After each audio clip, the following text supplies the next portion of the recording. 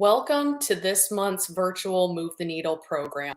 I'm Nicole Cline. I'm with the Policy Circle, and I'll be facilitating an important conversation today about how you can become a more impactful civic and business leader. Before we begin, I want to send a special thank you to our network collaborators who helped make today's program possible. If the last 2 years have taught us anything, it's how important civic engagement is at the local level, especially for business owners to be educated about the impact of public policy. It is imperative for business leaders, owners, and entrepreneurs to be able to navigate some of these local systems, such as government, boards, commissions, and agencies, which really do have a direct impact on the success of your business. Given all of the lockdowns and local mandates that we've experienced over the last year and a half, I think we can all agree it's pretty important to have a seat at the table. That said, in a recent survey, just 65% of small business owners responded that they actually either did not know or were not sure who their elected officials are. So while there's significant election participation amongst business owners, there is a huge gap in civic and legislative participation. So we here at the Policy Circle wanted to address this gap in knowledge and participation, and that's why we created the Civic Engagement Guide for Business Leaders. If you head over to the live chat, you'll be able to actually access this new guide that we put together. Now, we know it's particularly important for women to take the lead and have a seat at the table. Recently, the Policy Circle's Sylvie Legere led a powerful panel discussion on how to strengthen democracy through civic leadership. Let's have a look. As we know, democracy depends really on citizens' engagement. In the last election, 66% of people voted. A study shows that only 39% of Americans can name the three branches of government, and sadly 20% of people just believe that in Washington to do the right thing. So there is a need to really engage citizens, and particularly to having women around the table. That's absolutely right, and that is also why I'm so thrilled to be joined by Allison Grealis. She is the founder and president of Women in Manufacturing. She's also the host of the Her Story podcast. Allison has been a pioneer in ensuring women have a seat at the table in underrepresented areas such as the manufacturing space. So Allison, welcome to today's program. So excited to hear your perspective. Tell us why you started Women in Manufacturing and how your mission has developed over the years. Sure. Nice to be here, and thanks for the invitation, and happy and very excited to talk about the topic of civic engagement, because it is so very important. And I think, as you mentioned, I've often heard the phrase that if you don't have a seat at the table, you're probably on the menu. So being involved, being engaged, and making sure that your voice and interests are represented is critically important, especially for women in business. So I started the Women in Manufacturing Association now more than 10 and a half years ago. And we started the organization specifically to create a community and a resource for women who were in industry and in business, who had the desire to connect with other women who were like them, other women who were in this male-dominated space of manufacturing, and to provide them a platform in which they could share resources and benchmark, and also just make connections that could help further their business. That's excellent. Yeah, thank you. And, as you know, today's program is all about, inspiring and equipping our business leaders to be more active civic participants in sort of this landscape. So can you share some unique examples of how you have engaged with your members, whether it's through the programs that you provide or the chapters, or maybe things that you've seen some of your members sort of take on their own? Sure. So I've been working in the trade association space for now more than 20 years. And early in my introduction to trade associations and their work, one of the biggest pillars and one of the big services of a trade association is to help provide access, education, and training as it relates to how to navigate the complex world of working with the legislature, working on public policy, kind of making sure, again, especially for small to mid-sized privately held companies and business leaders, that their interests were represented.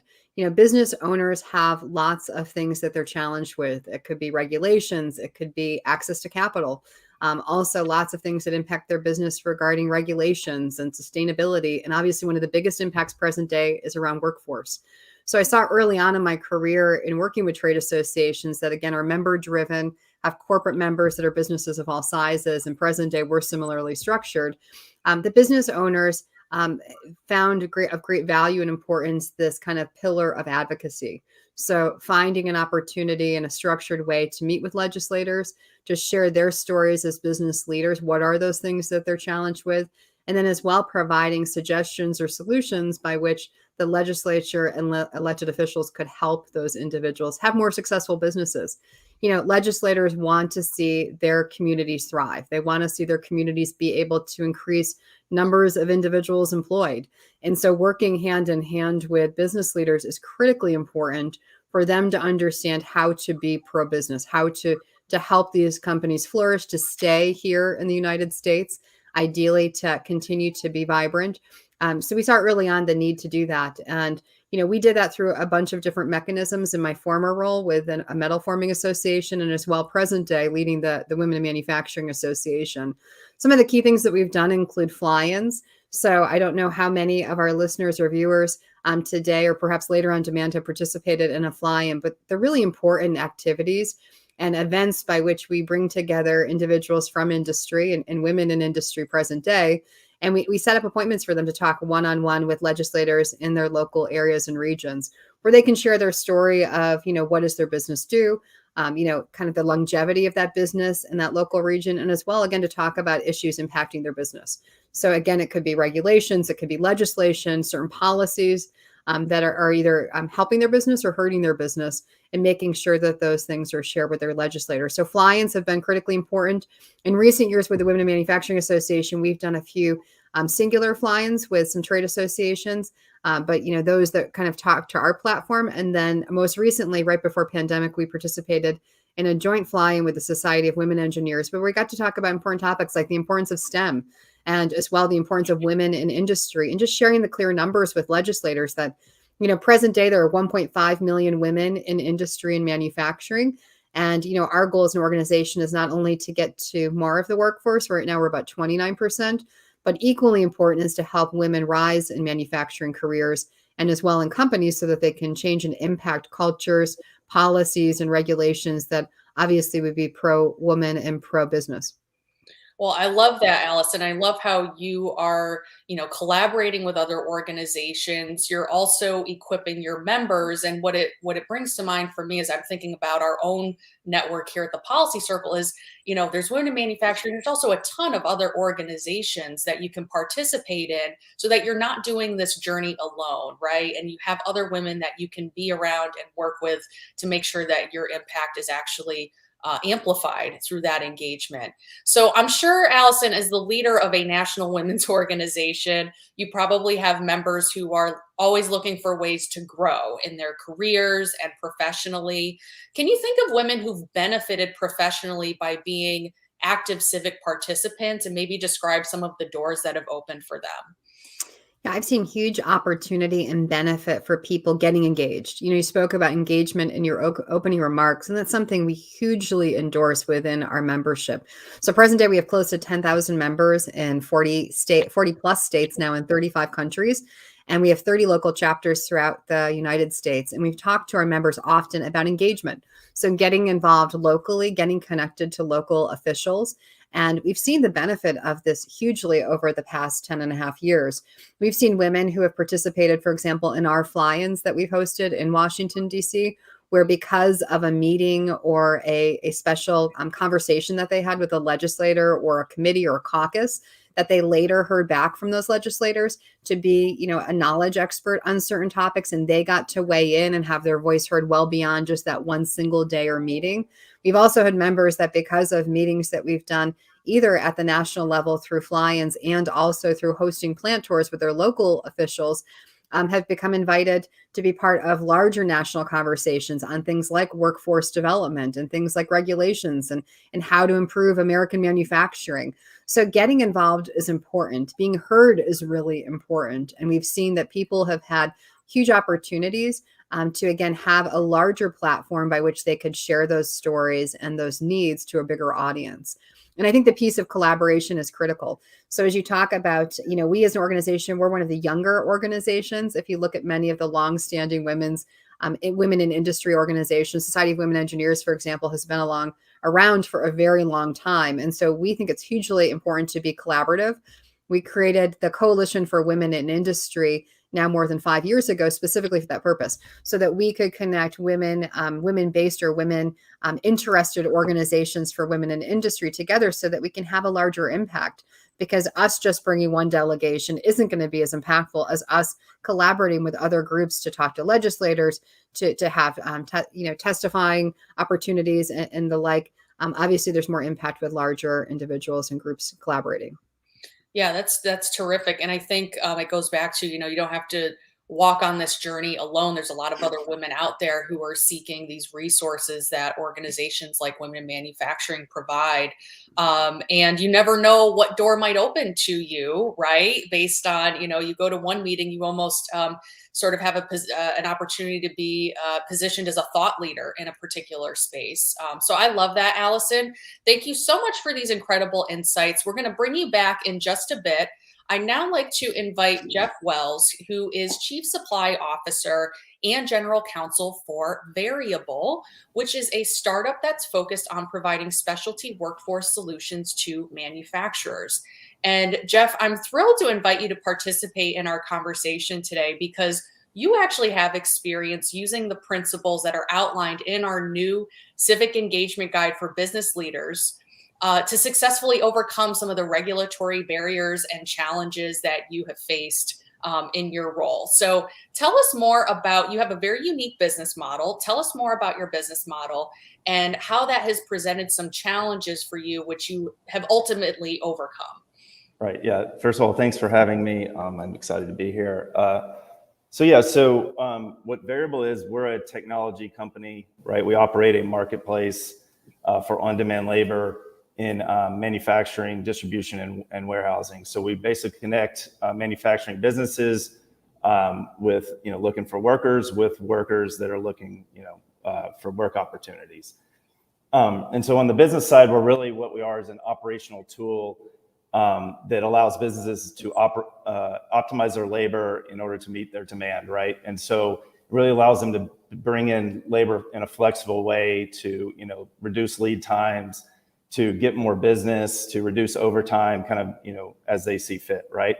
And then on the worker side, we've got, it's a marketplace for work opportunities, right? That allows workers to kind of take control of their kind of financial and economic futures by allowing them to choose when and where and how they work. And so right now, the traditional labor paradigm in manufacturing has led mostly to, full-time employment, right? And so you've got workers who are, economically dependent on one business, working 40 to 50 hours a week without any real flexibility, right? And so what that has done, though, is there's another subset of the working population, the able-bodied workforce. I think it's approximately 40% that don't participate in the workforce, and they choose not to, mostly because there's no flexible way for them to do that.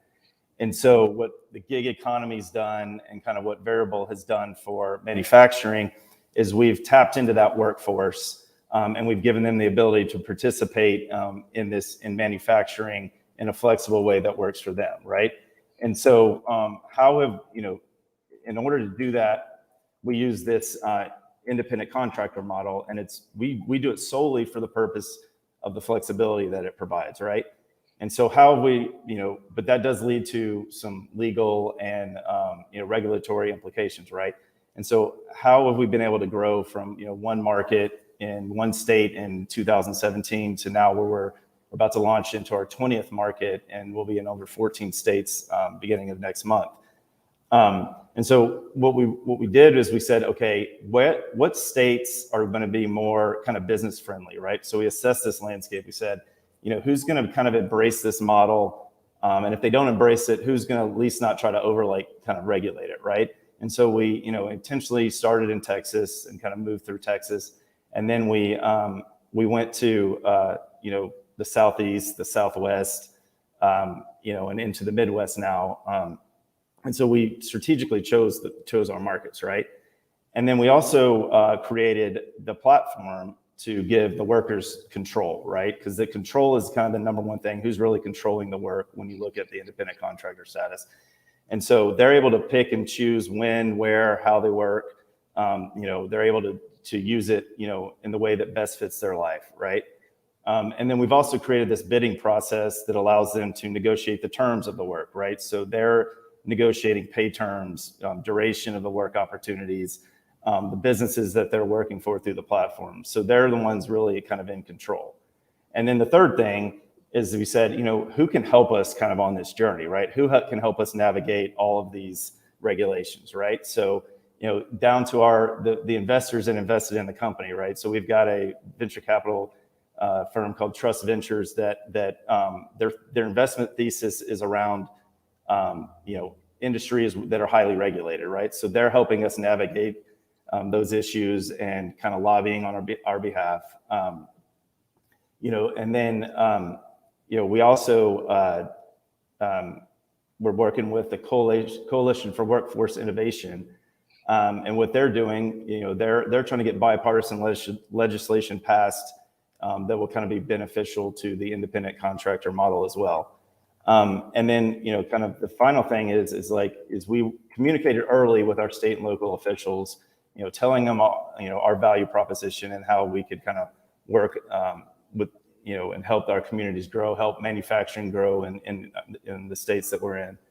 But our hope is that, obviously there's still this gray area around the gig economy. And our hope is that kind of we can, work with both sides of the aisle to kind of get legislation passed that will, let workers kind of maintain their independent status, but then also let platforms like ours address some of these problems around training and benefits and things like that, and not kind of hold that against us as we try to bring these workers on.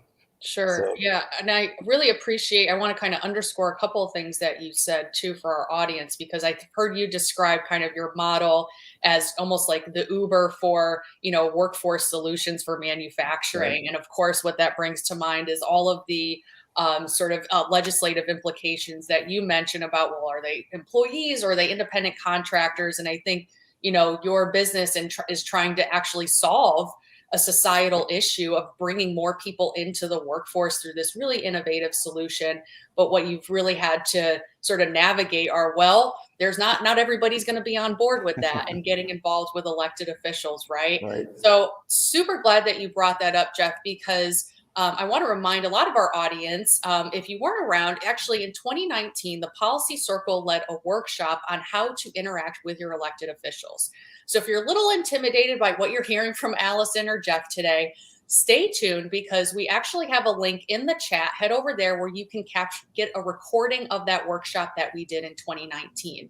One of the myths we deconstructed in that workshop is, there's really no point in engaging with an elected official who I disagree with, because I'm just never going to be able to change their mind. They're not going to vote the way that I do. Like, what's the point? So let's actually hear from Kay Page. She's a local elected official in Illinois. Let's get her thoughts on this myth. I like it when a constituent comes up to me and says, I don't agree with you taking X position. It goes back to the quote, disagree without being disagreeable. I want to hear it. I want to hear why you're opposed to a stance I'm taking, because maybe you'll give me something to think about I just hadn't thought about. Or you might reinforce the position that I have. But I want to have the conversation, because at the end of the day, I represent you. So Jeff, kind of hearing from an elected official, I know you've talked with a lot of elected officials. Would you agree, like, it's still worth talking with folks who you're like, I may never get them on our side, but we've got to engage with them anyway? Yeah, sure. I mean, the only way to affect change, right, is to get your voice heard, right? I mean, if an elected official is kind of sitting back and only hearing the same thing from the constituents that believe the same things that they do, they're never gonna change their way of thinking, right? I mean, it's kind of like the case for diversity of thought in the workforce, right? I mean, if you don't have differing opinions, you're going to operate the same way you always do, right? And so the more you hear this differing opinion, the more people that you can kind of get, helping that, then maybe you can eventually change their mind. But if you sit back and just wait for them to hopefully change their mind and move the way you're thinking, that's just not going to happen. Absolutely. I think we at the policy circle, we kind of embrace this mindset that we're all like a catalyst for change. We all have that opportunity to move the needle, so Right. to speak. So, and Jeff, we've seen a lot of new businesses crop up as a result of the pandemic. So, just given your experience, what suggested steps or advice would you have for someone who's new to the business world in terms of civic engagement? When should they start thinking about this as they're also trying to, navigate having a successful and profitable business? Yeah, I mean, I would say the earlier the better, right? I mean, like kind of the advice I would give is, understand kind of your challenges and kind of your opportunities and the value that you're bringing to, your community, right? And then obviously you need to learn to tell that in kind of a persuasive manner. But the next thing is, find the people in your community that can help you accomplish those goals, right? I mean, get involved with your elected officials, your workforce commissions, your chambers of commerce. In our case, we were negotiating or talking with unions, right? Veterans organizations, like training programs, because these organizations can really be beneficial, whether it's, for referrals, right? Or for, grants. A lot of government programs have grants for training and relocating, small business loans. A lot of them have good like data around like where should I locate, where, and market research and things like that, and there's a lot of them that have, tax incentives for locating in certain areas and everything. But I mean, if you don't do it early, you're going to end up in a position where decisions have been made without your input. And then, you're going to end up like these school board hearings where these parents are all upset, and a lot of it's because they didn't, they weren't involved in the decision, right? They feel like their voice wasn't heard. Well, if they had been engaging earlier, maybe their voice would have been heard before these decisions were made. Sure. So, Yeah. It's a quote from the workshop that we just linked in the chat from one of our other panelists was, dig the well before you're thirsty, right? It's Right. important this is not a one-off. This is something where it needs to become a priority in your life and sort of your business life. Well, let's bring Allison back on here. I want to do a lightning round with both of you. You both have just such a unique perspective on this topic. And Jeff, I want to start with you. Many members of our network have many competing priorities, especially our women. They just are juggling so much right now. As a matter of fact, millions of women have dropped out of the workforce and have referenced really burnout. And so I can imagine, these competing priorities being the case in sort of a startup environment, which is what you're in. How do you encourage or convince your team that being involved civically and joining these different local civic infrastructures like the Chamber of Commerce or your trade associations and carving out that time, that's a good investment of time? How do you convince them of that? Yeah, we definitely had that, right? I mean, I was, I'm not on the business development side, but when we were just in Dallas, I was doing everything I could do, right? And so, you talk about the chambers of commerce and things like that, like that, it takes, you got to get up there and get there at 7 o'clock in the morning and do the coffees or whatever. You got to go do, in my case, we were going to workforce places to try to recruit workers and things like that. And it feels like you're just, spending a ton of time doing that when you want to be in the day-to-day operations of it, right? But I mean, we had the first thing I did when I was probably the first couple of weeks, our CEO and I drove down to Austin to talk to the commissioners for the Texas Workforce Commission, and just kind of tell them, how we hope to help Texas grow the manufacturing, right? And we kept in touch with them over the next year or so, and then ultimately they were kind of the deciding factor in this local audit that we had, right? And I firmly believe that because we got them on our side, we got them to understand what we were doing, a year before that, ultimately they resolved it in our favor. And so I think that it's a long game, right? But as you grow your business, the more people that are there to help you and that can kind of advocate for you, the better. Absolutely. Yeah, that's a great example, real world example of something that could really make or break someone's business. Allison, we've talked about all the positive aspects of civic engagement and how it can be transformative. It could be transformative for your strategy at the association level with coalition building and individual companies and even career paths, right? Where have you seen business leaders go wrong in civic engagement initiatives? What are some of the missteps you've seen that you would advise our network just completely avoid? Yeah, so I think where I've seen some business leaders go wrong is by not engaging and being silent. So not speaking up and not being participatory in events. And we have seen through our organization's history the power and the importance of storytelling.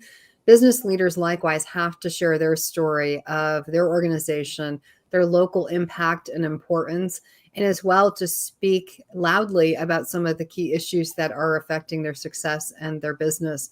I think as Jeff was speaking about engagement and relationships, that's really what WIM was first built and founded for, was to cultivate relationships. And relationships are critically important in business and networking and kind of elevating your organizations and your companies, and as well helping yourself be positioned, as you mentioned earlier, Nicole, as a thought leader. We all own expertise in different areas, and it's really important for us to share where we lend expertise, where we have insight, and as well to vocally talk about the key issues of the companies or the organizations that we're affiliated with. So I think where I've seen companies or individuals go wrong is by not participating. And as Jeff mentioned, it might be kind of onerous on one another or on individuals to actively participate and to step out of the business, to go to a town hall or to go to an event or a forum or a roundtable.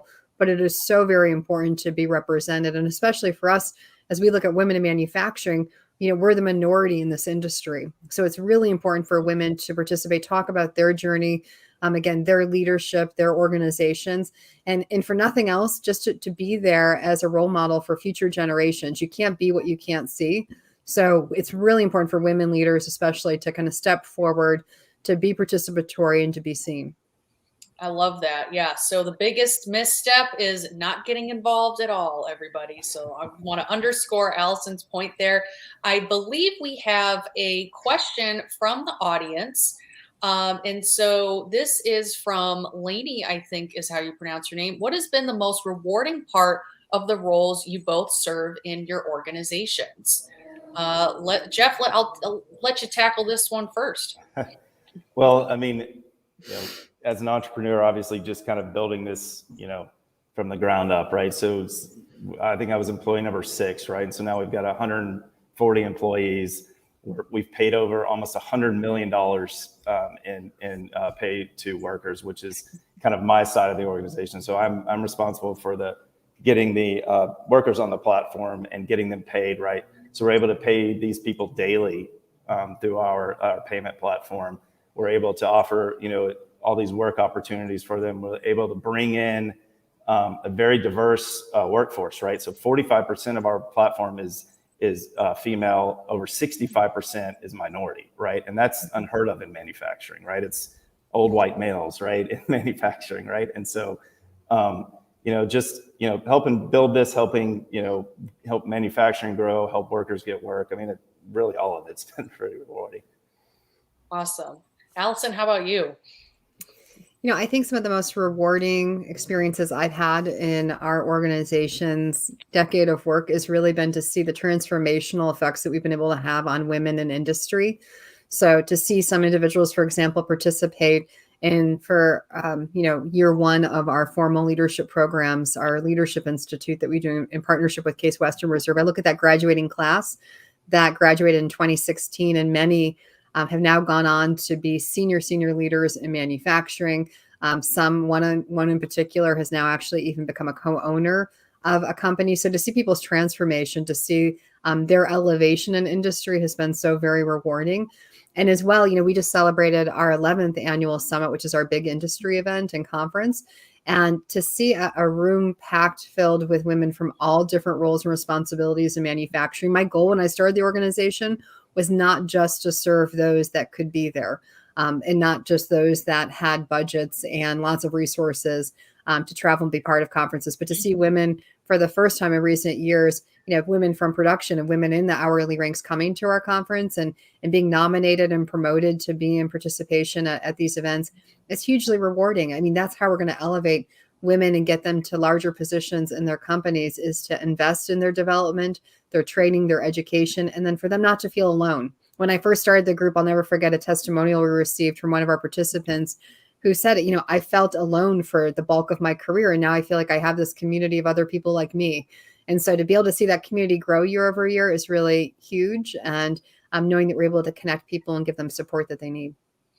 Well, thank you, Allison and Jeff. I think you both are really inspirations, hearing how you both have kind of come in on the ground floor or have even founded these incredible, huge growing organizations, and you're just being so innovative and meeting the challenges and needs that our society has today. So thank you both for sharing your valuable time and insights with us today.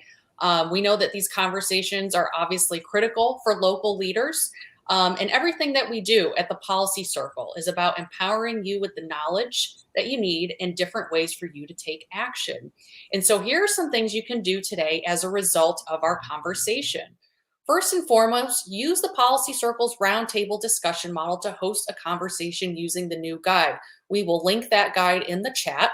Also, as part of the workshop that we did in 2019, we also supplied all our attendees to our summit a template that you can use that has been proven to work for you to introduce yourself to your lawmaker. We're going to pop that over in the chat as well. So one thing you can do this today, you could introduce yourself to your local city council representative, your state representative, your county council executive, your state senator. You can introduce yourself to all of these people by using the link that's in the chat. It's a letter you can download, and you can completely customize it with your information and any of the issues that you care about. Also, as both Jeff and Allison recommended, consider joining your local chamber of commerce or a trade association or a professional women's group, other civic institutions that can help you amplify your impact. And of course, you should consider applying to the Policy Circle's leadership program, CLEAR. If you really want to be held accountable and be with a cohort of other women who are going through the same processes and experiences and learning about the founding of the country, how to interact with local leaders, how to interact with your elected officials, and really build out your own local network, I encourage you to apply. It's a terrific program. Our applications are being accepted through December 31st. For 2022. And before we depart, as many of you know, the Policy Circle is hosting its 5th annual Leadership Summit, and it is happening next week, November 3rd through the 5th. We'll have a live audience in West Palm Beach, and we still have tickets available. We'll have a link in the chat for how you can register. If you're not able to join us in person, no problem, because thanks to a generous supporter, you can participate for free virtually. You do not want to miss the interactive experiences we have planned, including a live chat, on-demand content, live content, giveaways, virtual roundtables, so much more. This will all be available in a free Summit app that we will be providing to you, which you can access once you register. So be sure to sign up. The link is in the chat. Again, thank you so much to our generous network collaborators for making our event possible today. Thank you for everyone tuning in. We so appreciate your support and your time. Remember, stay curious, not furious. Circle up.